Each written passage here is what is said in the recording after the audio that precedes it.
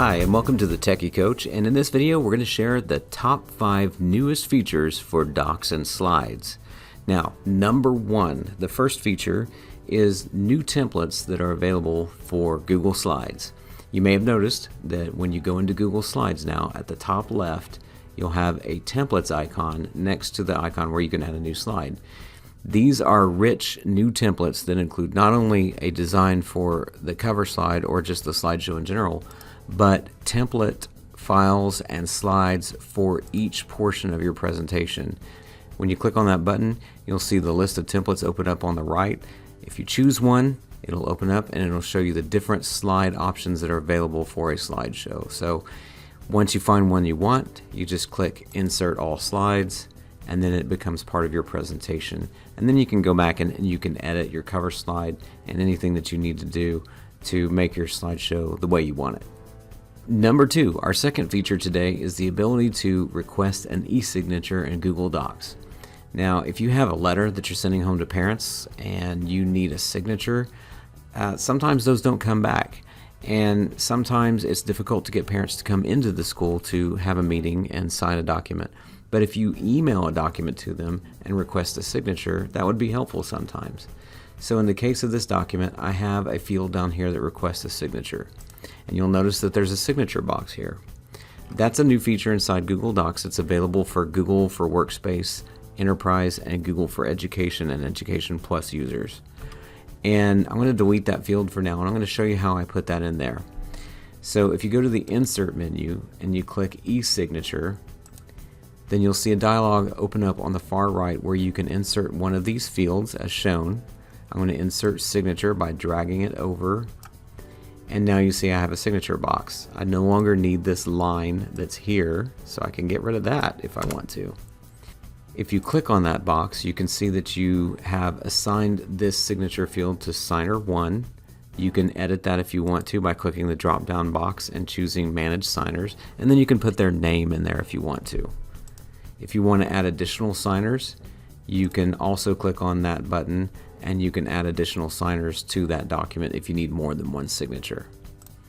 Now, when you're ready to request an e-signature, go to the bottom right of that dialog box on your right, click Request e-signature, enter the recipient's email and a message, and then click Request e-signature.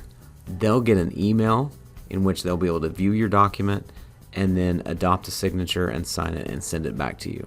It's perfect for those times when you need to have virtual parent-teacher conferences, or you just need to send home a letter to update parents about what's going on in the classroom and you need a signature back.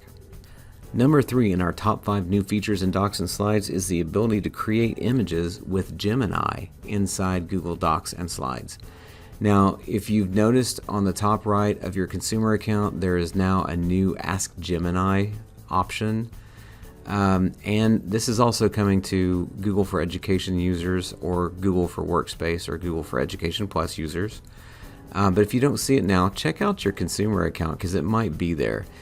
And if you click on that, you can hit Ask Gemini.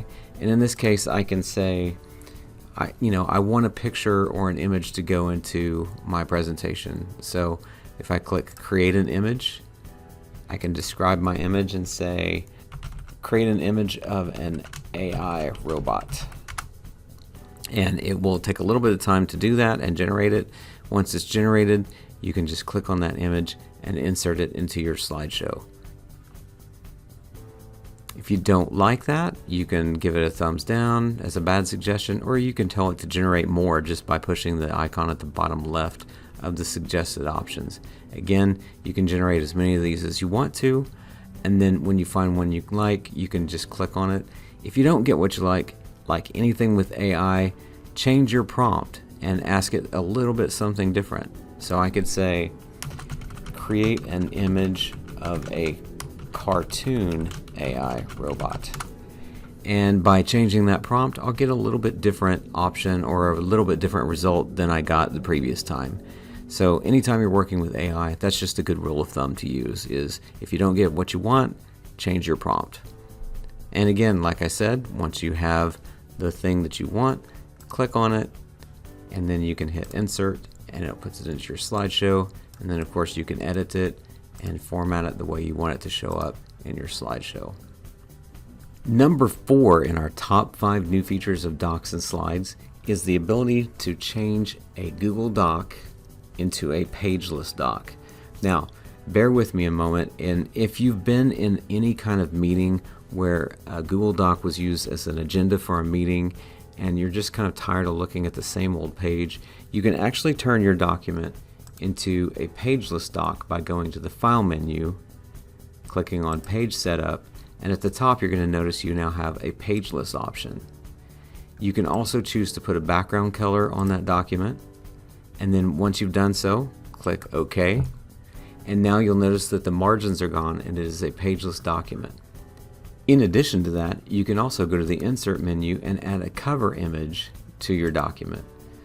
So you'll notice as you hover over cover image, you can hit Help Me Create an Image, or you can choose from stock images. The stock images will show up on the far right, and then once you find the image that you want that helps out your presentation or just kind of dresses it up, you click on it and it adds it as a header to your Pageless doc. Now your agenda, which was once just a page on the screen, now has a header and it has all of your content, and it's a little bit more pleasing to the eye when you're sitting in a meeting. And then finally, number 5 in our top 5 new features in Docs and Slides is the ability to use multi-monitor support in Google Slides. Now, if you're a former PowerPoint user and are used to having multiple presentation monitors on your computer, or you have a monitor and a projector that you're projecting to, you know that you have the ability to send your slideshow to the projector but keep your notes pages on your monitor.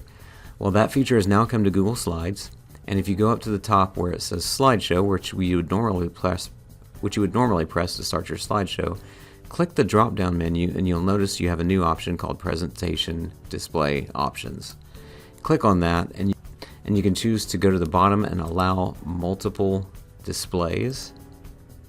And then once you do that, the multiple displays connected to your computer will be shown here, and you can choose which display you want your slideshow to appear on. So for instance, this one is a TV that I have, and if I want the slideshow to show up there, and I also want presenter view that has my notes and anything like that, so I can take polls and do an audience Q&A, I can have that show up on my computer monitor in my office. Once you're ready, you click Start Slideshow, and then the fun begins. So hopefully you like these new features. Some of them are a little bit old, but they might be new to you. If you like these features, always check back on my website to learn more about anything else that's coming up that's new in Google. And you can find me there at techycoach.com. That's TECHYCOACH.com. Thanks for joining me.